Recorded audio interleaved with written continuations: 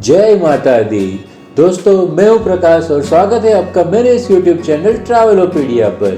आज हम जा रहे हैं पावागढ़ मंदिर पर। पावागढ़ मंदिर जो है वो महाकाली माता का मंदिर है और ये भारत के 51 शक्तिपीठ में से एक है और ये गुजरात में पंचमहाल डिस्ट्रिक्ट में आता है। अभी 3 महीने पहले ही हमारे प्रधानमंत्री नरेंद्र मोदी द्वारा यहाँ पर ध्वजा बदली गई थी, जो कि 500 साल बाद इस मंदिर पर ध्वजा बदली गई है। तो इस वीडियो में मैं आपको इस मंदिर के बारे में सारी जानकारी, जैसे कि मंदिर तक कैसे पहुंच सकते हैं, मंदिर कैसा है, मंदिर का इतिहास कैसा है और वहां पर आसपास क्या क्या घूमने के लिए है, इन सब के बारे में बताने वाला हूं। तो इस वीडियो को पूरा जरूर देखना। तो आइए अब जानते हैं इस मंदिर के इतिहास के बारे में। ये मंदिर 10वीं या 11वीं शताब्दी से है यहाँ पर और ये भारत के 51 शक्तिपीठ में से एक है। अब शक्तिपीठ किसे कहा जाता है कि जब भगवान शिव माता सती के मृत शरीर को तांडव करते हुए ले जा रहे थे तो उनके शरीर के भाग अलग अलग जगह पर गिरे थे। इस सारी जगहों को शक्तिपीठ कहा जाता है। ऐसा माना जाता है कि पावागढ़ में माता सती के दाहिने पैर की उंगलियां गिरी थी। पावागढ़ का जो मंदिर है वो ऐसे दुर्गम पर्वत पर है कि जहाँ की चढ़ाई लगभग असंभव काम है और ये चारों तरफ से खाइयों से घिरे होने का कारण यहाँ पर हवा का वेग भी बहुत ही ज्यादा होता है और शायद इसीलिए भी इसको पावागढ़ यानी कि ऐसी जगह जहाँ पर पवन का वास हो कहा जाता है।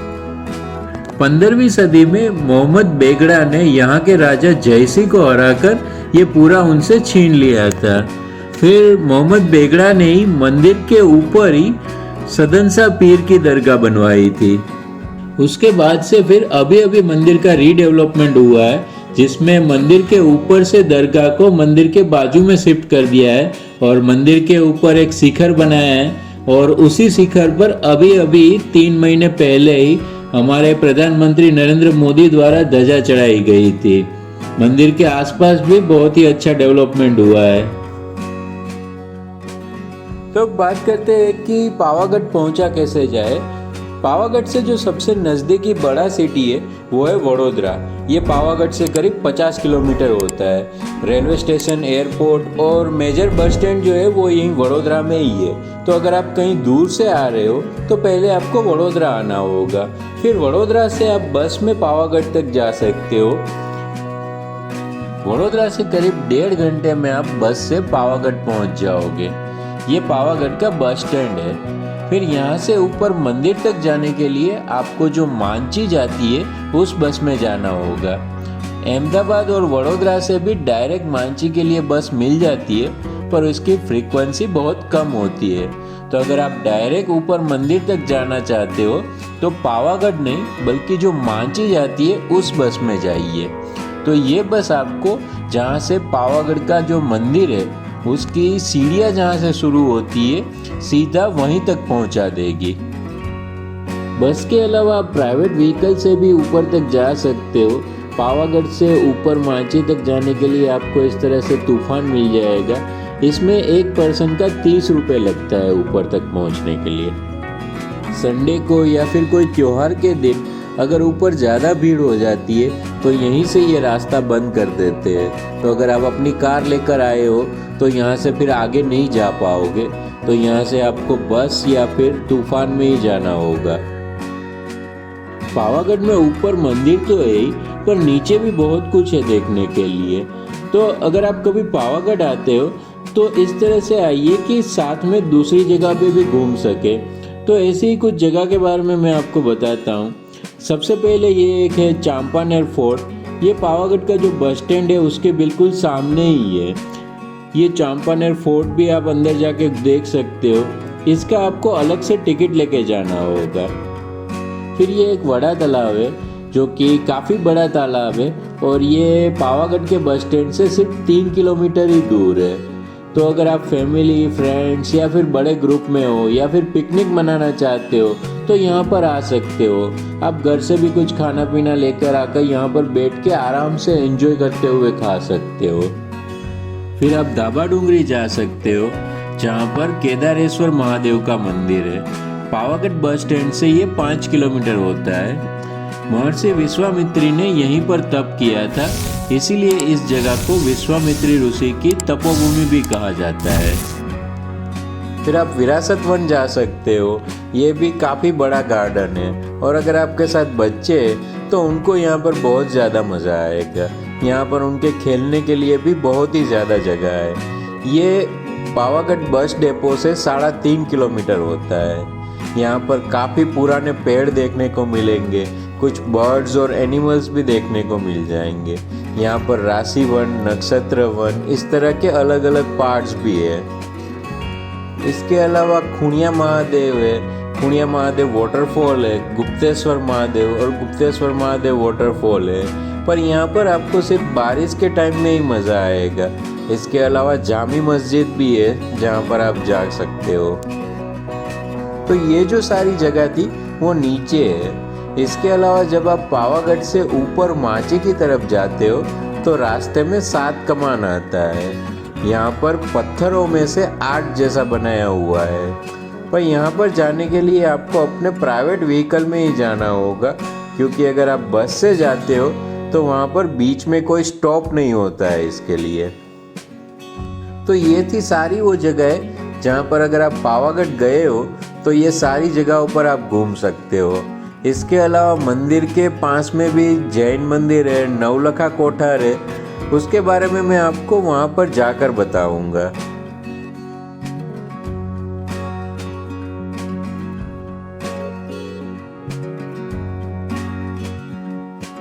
तो ये अभी हम आ चुके हैं मांची में। यहाँ से फिर आगे मंदिर तक आप सीढ़ियों से या फिर रोपवे से जा सकते हो। अगर आप अपना कुछ प्राइवेट व्हीकल, कार या बाइक लेकर आए हो तो यहाँ पर पार्किंग की भी फैसिलिटी है। पर यहाँ पर जो कार के लिए पार्किंग का चार्ज लगता है वो है 100 रुपये एक कार का, जो कि काफ़ी ज़्यादा है। इंडिया में बहुत ही कम ऐसी जगह होगी जहाँ पे 100 रुपये पार्किंग का चार्ज लगता है। और बाइक का जो पार्किंग का चार्ज है वो करीब 30 से 50 रुपये जितना है। अब यहाँ से फिर मंदिर जाने के 2 रास्ते, या तो आप सीढ़ियों से जा सकते हो या फिर आप रोपवे से जा सकते हो। सीढ़ियों से जाना चाहते हो तो 1800 सीढ़ियाँ है, वो आपको चढ़नी पड़ेगी। दूसरा, अगर आप रोपवे से जाना चाहते हो तो इसके 150 रुपये चार्ज लगते हैं ऊपर जाकर फिर वापस आने के। तो आइए अब जाते हैं मंदिर के लिए। हम जा रहे हैं रोपवे में, पर रोपवे में जाने से पहले ये काफ़ी बड़ी लंबी सी लाइन को पार करना होगा। तो अगर आप संडे को आ रहे हो तो ये बात खास याद रखना कि आपको सीढ़ियाँ चढ़ने में जितना टाइम लगेगा उससे ज़्यादा टाइम तो आपको सिर्फ ये लाइन पार करने में लग जाएगा। तो देख रहे हो ये लाइन जो कि ख़त्म ही नहीं हो रही। यहाँ का जो पार्किंग है वहाँ तक काफ़ी लंबी लाइन है। ये लाइन ही करीब 1 से 1.5 किलोमीटर जितनी होगी।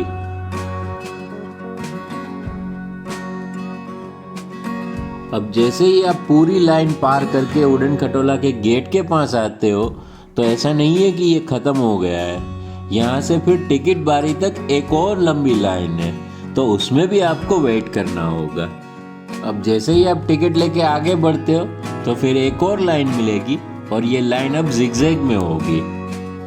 और जिगजैग का जैसे ही पहला पड़ाव पार करोगे आपको और एक जिगजैग मिलेगा, इसमें भी लंबी लाइन होगी। पर चिंता की कोई बात नहीं है, यहाँ पर खाने पीने के स्टॉल होंगे, तो इसमें आपको पॉपकॉर्न, आइसक्रीम, कोल्ड ड्रिंक ये सब मिल जाएगा। ये जिगजैग खत्म करने के बाद बस फिर एक छोटी सी लाइन होगी और आप रोपवे तक पहुंच जाओगे। तो फाइनली अब 1.5 घंटे के बाद हम आ चुके हैं रोपवे में और रोपवे से ऊपर जा रहे हैं। रोपवे से आपको बाहर का बहुत ही सुंदर नज़ारा देखने को मिलेगा और जब भी ये 2 पहाड़ों के बीच से जाता है तो काफ़ी अद्भुत नज़ारा होता है देखने के लिए। रोपवे से बाहर आने के बाद करीब 250 जितनी सीढ़ियाँ आपको चढ़नी होगी मंदिर तक जाने के लिए। ये जो रास्ता है ये सीढ़ियों से आता है और ये यहाँ पर रोपवे से आता है। फिर आगे का रास्ता दोनों के लिए कॉमन है। यहाँ से फिर आप जैसे आगे जाते हो तो शुरू का जो थोड़ा रास्ता है उसमें थोड़ा चलना है और बीच में 8-10 सीढ़ियाँ आती है, फिर थोड़ा चलना है, फिर थोड़ी सीढ़ियाँ आती है, इस तरह का रास्ता है। इस रास्ते के दोनों तरफ बहुत सारी दुकानें भी है जहाँ से आप पूजा की सामग्री, कपड़े, खिलौने, इस तरह के कुछ शॉपिंग करना चाहे तो कर सकते हो। इसके अलावा बीच में कुछ छोटे मोटे ढाबे टाइप रेस्टोरेंट भी मिलेंगे जहाँ पर आप कुछ खाना पीना चाहे तो वो भी कर सकते हो। फिर थोड़ा आगे जाते हो तो इस तरह से एक शक्ति द्वार आता है। यहाँ से जो सीढ़ियाँ है वो बिल्कुल सीधी है, एकदम ऊपर की तरफ जाती है। तो जो सीनियर सिटीजन है उनको ये चढ़ने में थोड़ा दिक्कत हो सकती है। अब रोपवे बनाया ही है तो ऊपर मंदिर तक ही बना देते। हम लोगों को तो खैर कोई प्रॉब्लम नहीं है, पर जो सीनियर सिटीजन है या फिर बहुत ही छोटे बच्चे वाले हैं उनको ये चढ़ने में दिक्कत हो सकती है। खैर जो भी है, आइए अब चलते हैं यहाँ से ऊपर। थोड़ी सीढ़ियाँ चढ़ने के बाद ऊपर से आपको ये पूरा दूधिया तालाब का नज़ारा देखने को मिलेगा। तो आप जैसे जैसे ऊपर जाते हो वैसे वैसे आपको पहाड़ों का भी बहुत ही अच्छा नज़ारा देखने को मिलेगा। इसके अलावा यहाँ से आपको नवलखा कोठार भी देखने को मिलेंगे। आप नवलखा कोठार के पास जाना चाहते हो तो इसके लिए आपको अलग रास्ते से जाना होगा। इसके लिए आपको जो सीढ़ियों से ऊपर आता है रास्ता, वहाँ से जाके फिर एक अलग रास्ता होता है बीच में, वहाँ से जाके फिर आप नवलखा कोठार तक पहुँच सकते हो। तो फाइनली हम आ चुके हैं मंदिर के पास। ये जो सामने दिख रहा है यही मंदिर है। अभी तो काफ़ी भीड़ है, आप इसमें देख सकते हो कि बहुत सारे लोग हैं। तो अब अंदर क्या होता है देखते हैं आगे जाके। मंदिर के अंदर भी काफ़ी भीड़ है, इतनी भीड़ है कि आपको चलना नहीं होगा, आप ऑटोमेटिकली आगे चले जाओगे। वैसे ये मंदिर अभी अभी नया बनाया गया है। पहले जो मंदिर था वो छोटा था, अभी ये उसके मुकाबले काफ़ी बड़ा और सुंदर मंदिर बनाया गया है। ऊपर जो दरगाह थी उसको वहाँ से नज़दीक में शिफ्ट कर दिया गया है और ऊपर भी शिखर बनाया गया है। मंदिर के अंदर भी काफ़ी अच्छी नक्काशी की गई है। मंदिर के अंदर बीच में आपको कालिका माता और दोनों तरफ महाकाली और बहुचरा जी के दर्शन होंगे। तो ये था पावागढ़ का मंदिर। अगर आप अच्छे से दर्शन करना चाहते हो, एक शांति का अनुभव करना चाहते हो, नेचर का मज़ा लेना चाहते हो, तो फिर संडे या छुट्टी के दिन कभी मत आना, क्योंकि इस दिन यहाँ पर 1 लाख से भी ज़्यादा लोग आते हैं दर्शन करने के लिए। तो काफ़ी भीड़ हो जाती है, आप अच्छे से दर्शन भी नहीं कर पाओगे। तो इसीलिए मैं सजेस्ट करता हूँ कि आप बीच वाले दिन में ही आइए। यहाँ पर एक जैन मंदिर भी है। कालिका माता के मंदिर से थोड़ा ही नीचे आते हो तो यहाँ पर जैन मंदिर आता है, आप यहाँ पर भी जा सकते हो। पावागढ़ में ऐसे टोटल 7 जैन मंदिर है। ये आप यहाँ पर देख सकते हो। सूर्य पार्श्वनाथ है, लवकुश चरण, शांतिनाथ, श्री चंद्र प्रभु, श्री आदिनाथ, श्री पार्श्वनाथ और चिंतामणि पार्श्वनाथ। ये से टोटल 7 जैन मंदिर है। तो ये 7 जैन मंदिर भी अगर आप जाना चाहे तो जा सकते हो। तो अब हम वापस जा रहे हैं। उससे पहले मैं आपसे एक रिक्वेस्ट करना चाहूँगा, जो कि मैं अपने हर वीडियो में करता हूँ, कि आप जब भी कोई ऐसी जगह पे जाते हो, जैसे कि पहाड़ हो, जंगल हो या कोई मंदिर हो, ऐसी जगह पर प्लास्टिक मत लेकर जाइए। और अगर लेकर गए हो तो प्लास्टिक को अपने साथ ही वापस लेकर जाइए। आप यहाँ पर देख सकते हो कि कितना प्लास्टिक इकट्ठा हुआ है। ये प्लास्टिक सारा नुकसान करता है। तो अभी हम वापस जा रहे हैं और ये जो आपको लाइन दिख रही है, ये रोपवे में वापस नीचे जाने के लिए लाइन है। ये भी काफ़ी लंबी लाइन है। यहाँ से रोपवे का गेट भी नहीं दिख रहा है, इतनी लंबी लाइन है। इसीलिए मैं कहता हूँ कि अगर आप सीनियर सिटीजन या छोटे बच्चे के साथ हो और रोपवे में जाना चाहते हो तो संडे कभी मत आना।